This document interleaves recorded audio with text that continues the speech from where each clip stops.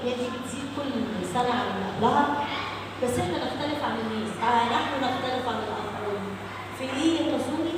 في ان احنا عندنا حد مصدر رجاء، اله بيسند، اله بيعين، اله بيفرح، اله مستنيني في اي وقت اطلبه علشان يجي ويسندني. فدي حاجه لوحدها تحسسني بالفرح. هو الانسان يحس بالفرح والاحساس بالاطمئنان امتى؟ لما يعرف ان يوم ما يقع في مشكله او يوم ما يحتاج مشوره او يوم ما يحتاج حد هيلاقي حد في ظهره، صح؟ دي اكتر حاجه احنا بنحس بيها، وخصوصا كمان لما يكون